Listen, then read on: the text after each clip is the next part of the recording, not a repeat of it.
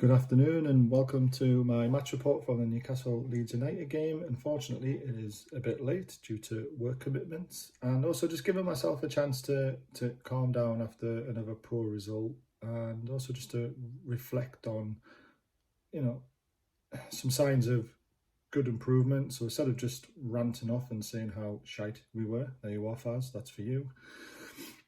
I thought I would just, give myself a little bit of time to reflect and see where the positives were, if there was any. So first of all, I'll go through my player ratings. I've gone for Caldolo with a 6. Unfortunately, he did let in 2 goals. Probably not his fault, but he hasn't kept a clean sheet for a long time. His distribution is still not great, and I believe the Brackvan needs to come back and goal ASAP. But he did pull off a great save again, as he has done all season. When he's been asked to be a shot stopper, he's been one of the best in the business. Isaac Hayden playing out of position. He played at centre back, then went to right wing back, I should say, and I felt sorry for him because he's our best ball winning midfielder and he needs to play in his right position. So a 6 for him. Jamal Lewis, again a 6. I just feel that he hasn't really come back into the team and commanded it like he did under Rafa. Unfortunately, his performances have dipped. Yeah, unfortunately, but he tried his best. Fabian Schär for me was the outstanding player, especially in the second half. He looked like he wanted to take the game by the scruff of the neck, which is what you want to see from the likes of Shelvey, Hendrick. We'll go on to him. But yeah, an 8 for Schär and my man of the match as well after a thought, because I did think, possibly ASM. Midgie had a good game as well, but I've gone for Fabian Schär as my man of the match. I thought he was excellent, and if we can see that fight from him for the rest of the season, I'll be very impressed, and he'll probably be off. Jamal Lewis, again, ball watching for the first goal. Out of his depth at the moment. I feel sorry for the lad. Liverpool wanted him. You've got to be a good player, Liverpool want you. But he's been thrown into our team. He's not been coached correctly. He's been bruised. A 5 for Jamal Lewis. Jacob Murphy, again, complete fault for the second goal. He was massively out of position to let the lead striker have that much time in the box to pick his spot, which I believe Caldolo had no chance of saving, which some people are saying maybe his position was wrong. No, I think it was just a great finish. But Jacob Murphy, a 5. I'm not a massive fan. I think he'll do well for us in the Championship when we get relegated, or if we get relegated. But again, not a good showing from himself. Jonjo Shelvey played a good hand into the equaliser. High press up the pitch, won the ball back, moved it quickly. Probably his only real major contribution of the game. A 6. Jeff Hendrick, what can we say about this bloke? What does Bruce see in him to get a starting position in front of Hayden and putting Hayden at centre back? I mean, he offers absolutely nothing, and I don't understand it. For me, 2, and that's probably being generous, to be fair. Ryan Fraser generally looked a threat through the game when he was going forward, especially before he got taken off. His fitness is obviously a bit of an issue, but if we can keep him fit and on the pitch, we've got a chance going forward. We really do. 6. Miguel Almiron, again, first half, there wasn't really too much from him. There wasn't too much from the whole team, was there really?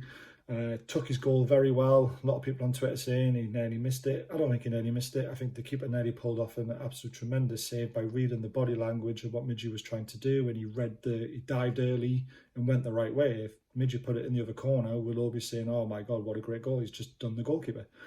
But power, precision, keeper got a hand to it, nearly saved it, but he didn't. So ultimately, perfect goal. Nothing wrong with that. And I'll give him a 7 as well, because I thought he played really well, especially in the last 30 minutes.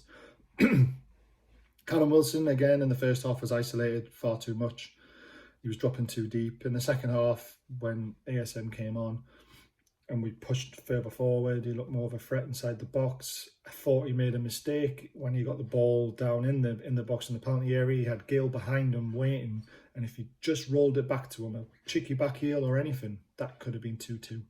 Instead, he tried to be selfish, as all strikers and good strikers are, but he ran into a blind corner and lost the ball. So a 6.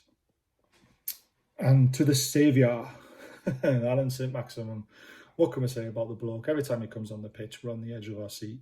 He gets the ball and no one can lay a glove on him. If he was a boxer, he'd be Floyd Mayweather, because he's that good. I would give him a 7 because he had 30 minutes. His fitness is obviously the issue. We just need to get him fit and firing. If we do that, Bruce has already put a massive rock on his back and he's carrying this team at the moment. So even in that 30 minutes, you could see he carried them up the pitch, and the high press was able to do that because when he got the ball, he was phenomenal. So I'll give him a 7. I know some people will give him an 8, but I think a 7 is a fair result. Going on to the actual game itself, I mean, again, so poor in the first half. Give away a cheap goal. Never really recovered in the first half. Bruce made his changes. Second half, that last 30 minutes was what I would expect as the bare minimum to see that at least 75 minutes at home. You know, it needs to be a prolonged attacking football that we're missing. Why he keeps on persisting on a 5 at the back? He needs to ditch it. He needs to go to a 4-2-3-1. We're all saying it. We all want Hayden back in the centre midfield where he's at his best.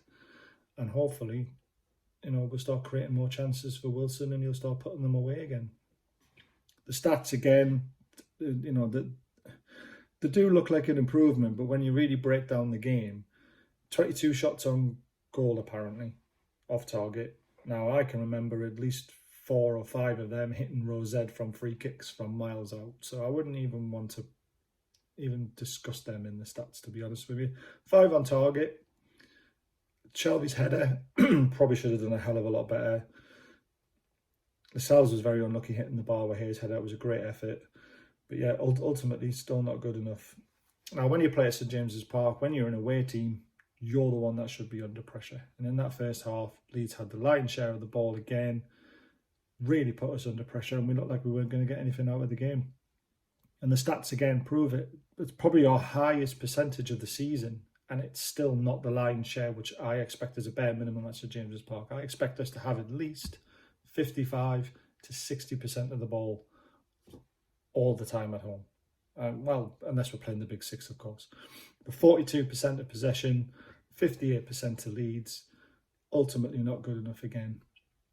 On the reflection, if we can take that last 30 minutes into the Everton game and maybe make that a 45, 50 minute, we might scrape a result. We all know what happened last year with Dinosaur Arms letting in those 2 goals in 2 minutes. It was fantastic.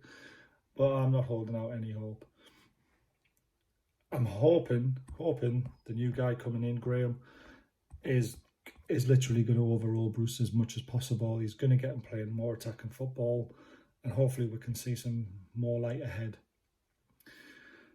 If you enjoy my videos going forward, please follow, please interact, please tweet. I will always be on here. I'm also a proud member now of the 4 Horsemen of the Tomb, which is on a Monday night. It's in my bio, the last episode. I'll also put the new episode in my bio before it goes live. So please, if you want to come and interact and have a bit of fun and a bit of a laugh and ask us some questions, we'd be more than happy to answer them. And yeah, how are the tune? Fingers crossed.